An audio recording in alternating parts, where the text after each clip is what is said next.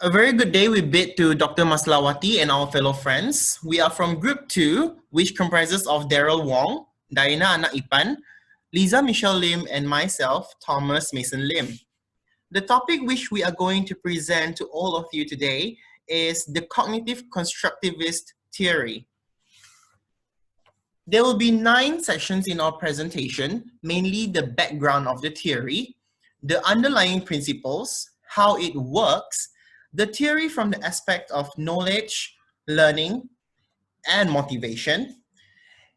And then later we will be looking at the theory's implications on teaching, what happens in the classroom, and also the pedagogical goals, all based on this theory. So ladies and gentlemen, to begin with our presentation, let us take a look at the background of the cognitive constructivist theory. So we are all very familiar with the words cognitivism, constructivism, but what actually is cognitive constructivism? Well, the name might sound, very bombastic and intriguing, but do not worry, because we will look at it part by part and one by one so that you can understand it as a whole.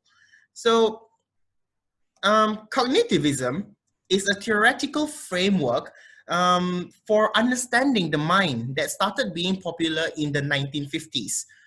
It was introduced by the Swiss psychologist Jean Piaget. The theory basically explains how a child constructs a mental model of the world. According to the theory, humans are rational beings who can change the way they think by relating their prior knowledge to new knowledge.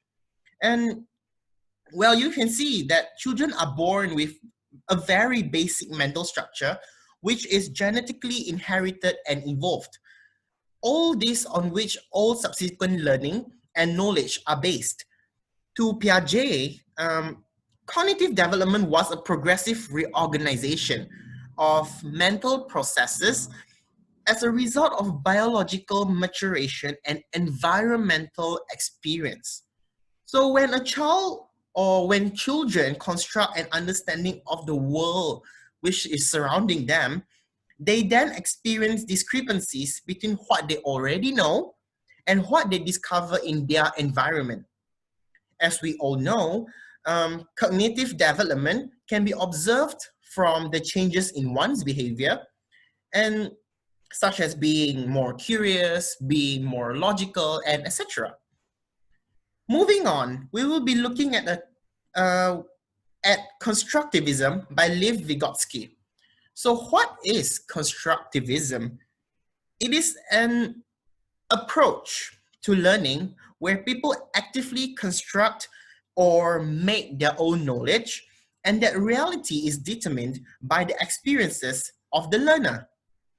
As humans, we learn by doing and applying newly gained knowledge. As we move through the cognitive stages in life, new knowledge will continuously be constructed. So you see, usually learners use their understanding to make decisions and analyze problems.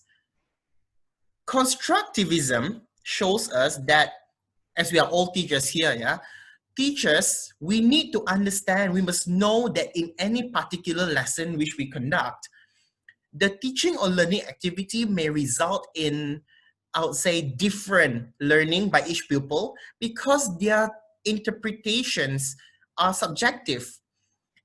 Every learner and every individual have their own personal history of learning, and learners will constantly try to develop their own individual mental model of the real world from their perceptions of that world. So as they perceive or receive each new experience, learners will continuously update their own mental models to reflect the new information, and after that, they will construct their own interpretation of reality. And this is why there is this saying that says, reality depends on what that person thinks. Like my reality could be different from what you think reality is. So you see, because everyone is different. So now, ladies and gentlemen, upon listening to that, Let us now shift towards what is cognitive constructivism. According to the theory of cognitive constructivism, knowledge is the result of accurate internalization and reconstruction of external reality. Based on this theory, humans cannot be given any information that they can immediately understand and use. So basically, the cognitive constructivist theory assumes that knowledge is a thing made by the mind rather than being perceived or received from a source. Knowledge, in this aspect or in this view, is not transmitted in a piece of item with meaning intact or contained inside it. Rather, knowledge is said to be constructed or actively structured by a learner's mental processes. So much words, right? To understand this further, we will be looking at the underlying principles of this theory. Well, the first principle in this theory is that knowledge is built through experience.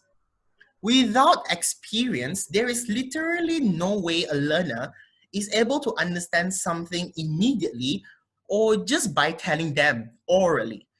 So the next one would be knowledge.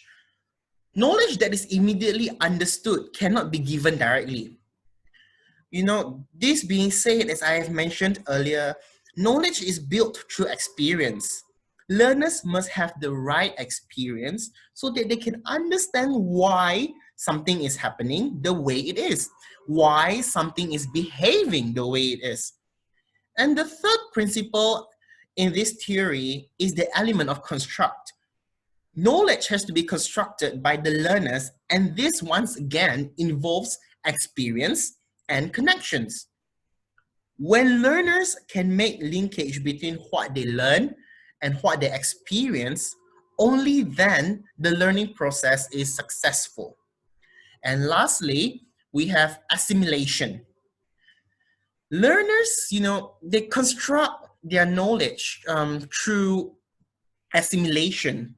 When they assimilate their old knowledge with their new knowledge, a new outlook can be achieved, and this will accommodate them in the learning process. So in case you were wondering how this theory works, we will now take a look at the whole theory step by step, yeah? So let's go through them one by one together.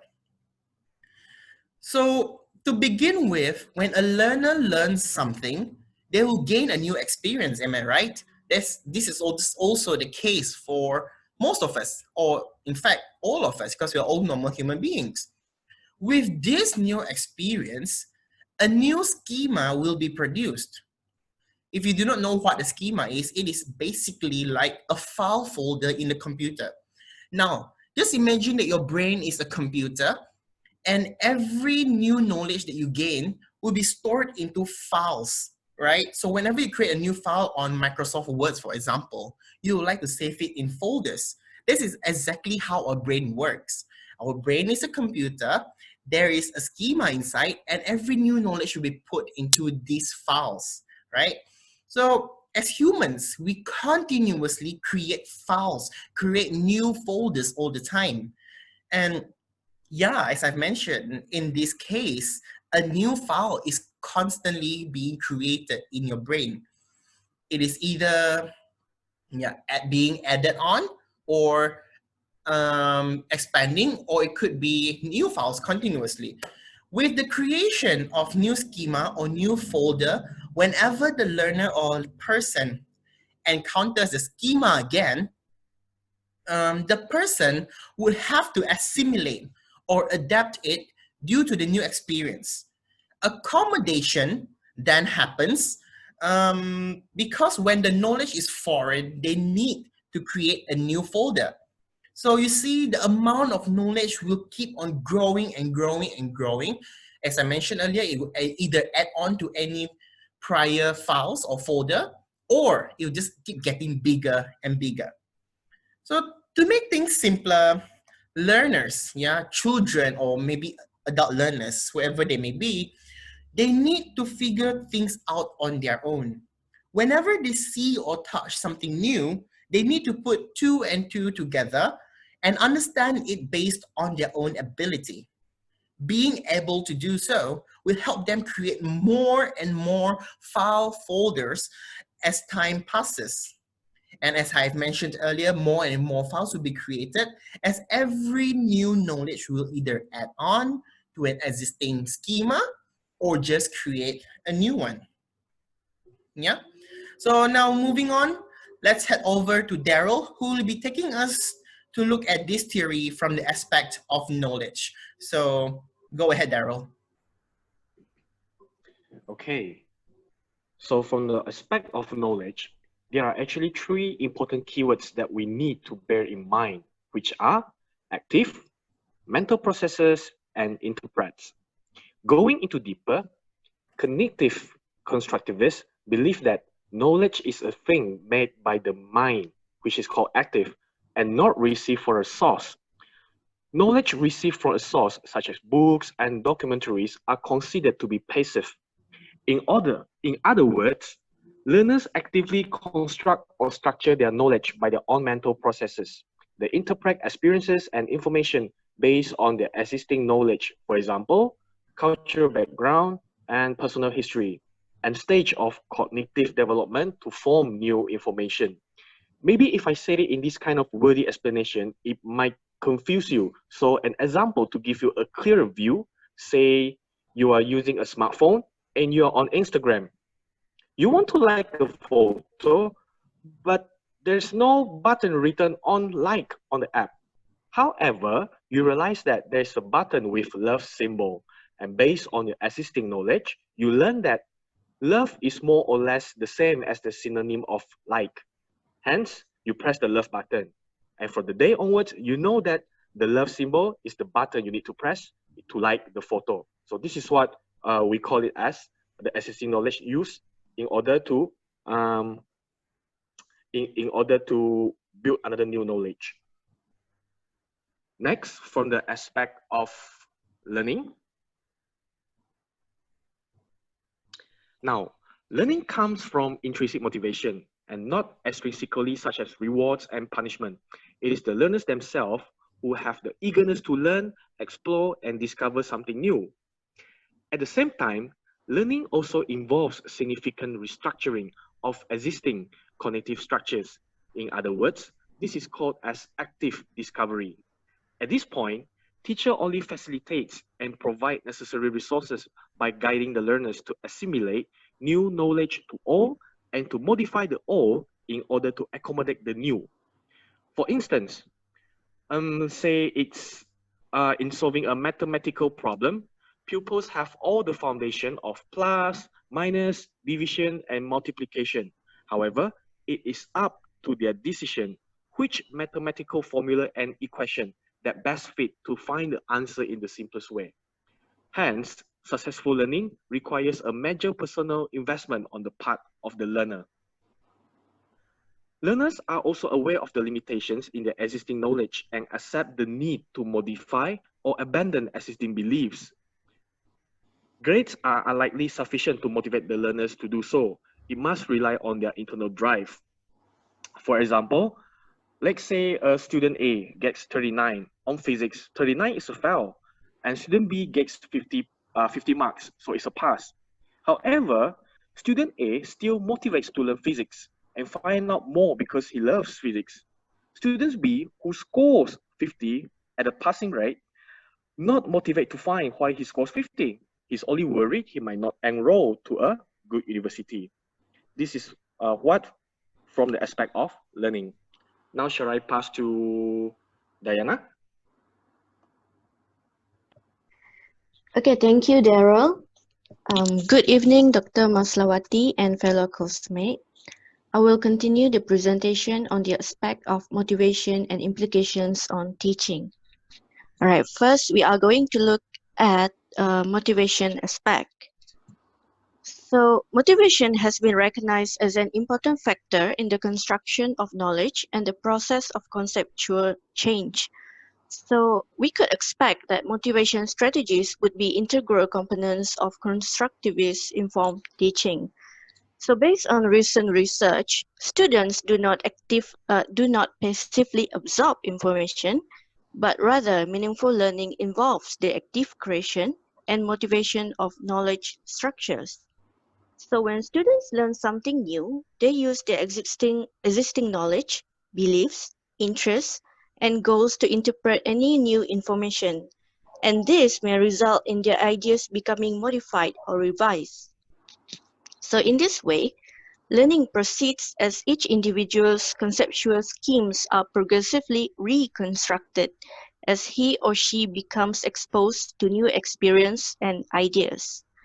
So the reconstructions of meaning requires effort on the part of the learner. So if effort is required for learning, then it follows that motivation is also required, because students will not make that effort unless they are motivated to do so. So here is where the intrinsic motivation comes in. So motivation would therefore be required to initially arouse students to want to participate in learning. And it would also be needed throughout the whole process until knowledge construction has been completed. So in cognitive constructivist theories, it implicates that motivation acts as a necessary prerequisite and also co-requisite for learning. All right. So what is intrinsic motivation? So as mentioned previously by Darrell, so intrinsic motivation is required because so that learners will do something because it is inherently interesting or enjoyable. Lepper and Hodel 1989 proposed that intrinsic motivation could be enhanced in the classroom by providing challenges, curiosity, fantasy, and also control.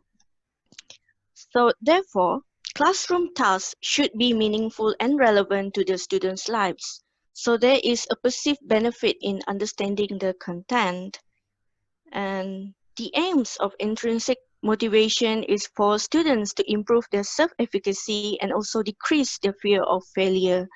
So Bandura 1981 proposed the construct of self-efficacy as a belief in one's ability to perform effectively.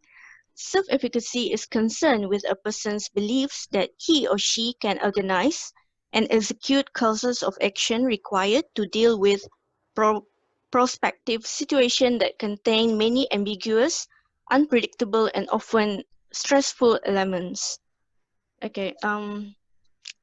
In intrinsic motivation, it is crucial for students to have some autonomy in classroom life. For example, they are being allowed to participate in shared decision-making and to make choices about the structure of classroom activities and also the types of product they create. So in order to enhance students' motivation, teachers should challenge students by setting tasks at a moderate level of difficulty so they can regularly experience success. And secondly, teachers can use novel or discrepant experiences to arouse students' curiosity.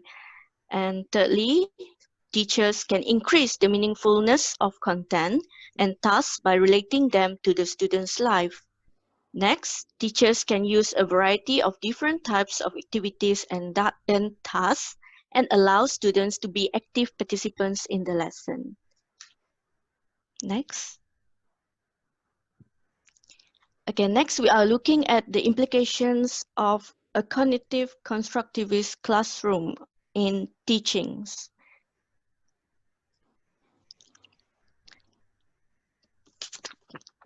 The goal of a cognitive constructivist classroom is to have a creative and innovative individuals who are able to take initiatives to do things instead of repeating what other generations have achieved.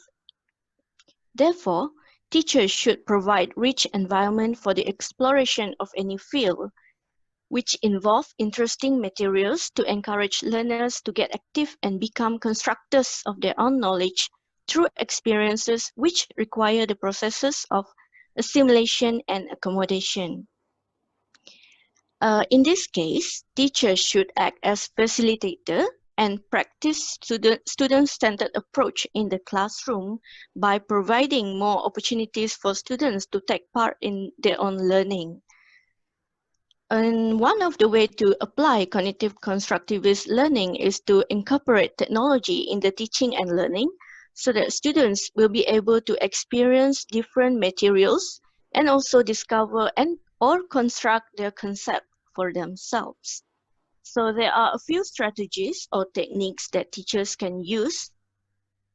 For example, by applying problem-based learning in the classroom, discovery learning, applying cognitive strategies, and also using project-based learning. Okay, so the cognitive constructivist viewpoint view children as scientists, and it is often used to describe how children investigate the world around them. And this type of learning can be triggered by experiences that can be physical, mental, or social. Physical experiences include physical interaction with the objects in the environment, whereas mental experiences will involve thinking about the things they have observed. And social experiences include interactions with adults and peers. So individuals will interpret these experiences in order to make meaning and develop their own personal understandings. So based on this view, teachers have relatively crucial role in providing suitable experiences that will facilitate students' learning. Okay, since new knowledge structures can only be created by the learner, so the role of the teacher is to monitor continually the learner's cognitive processes and challenge or question inappropriate or unclear perspectives. So therefore, teachers should become facilitators of learning where control of the learning transactions is shared by the teacher and learner. That's all from me. I will pass the next presentation to Liza. Thank you, Diana. So now we will be looking at what happens in the cognitive constructivist classroom. Constructivist learning theory underpins a variety of student-centered teaching methods and techniques. The primary responsibility of the teacher is to create a collaborative problem-solving environment where students become active participants in their own learning. From this perspective, a teacher acts as a facilitator of learning rather than an instructor. There are four main criteria of a constructivist classroom, and they are: knowledge will be shared between teachers and students. The pursuit of student questions and interests are the most valuable, and the learning is interactive, building on what the students already know. The second one is teachers and students will share authority. The teachers make sure she understands the students' pre-existing conception and guides the activity to address them and then build on them. The third one is the teacher's role is one of a facilitator or guide. The main idea of a constructivist classroom is that it is student-centered.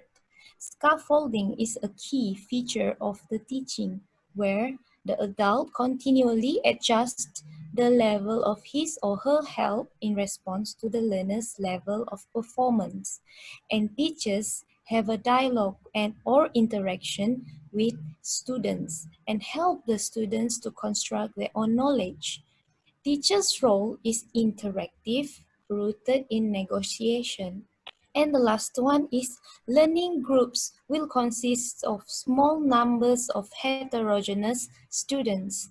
To embed cooperation, students work primarily in groups, which means that each group will be having a mixed ability students. All right, so now we'll move on to the next one. What are the pedagogical goals? The ultimate goal of using constructivist teaching is that students learn how to learn by giving them the training to take initiative for their own learning experiences. There are a few goals. Here, there are 6 pedagogical goals of cognitive constructivist theory, and the first one is to provide experience with the knowledge construction process. So here, the students will determine how they will learn. They have the freedom on how to go about the lesson that they are learning that particular time, and of course, they will be guided by the teacher. The second one is to provide experience in and appreciation for multiple perspectives. The students will be sharing and exchange ideas with fellow classmates and accept that one question can be answered by so many other ways, and they are not necessarily only one answer for one question, and they can make evaluation on these alternative solutions.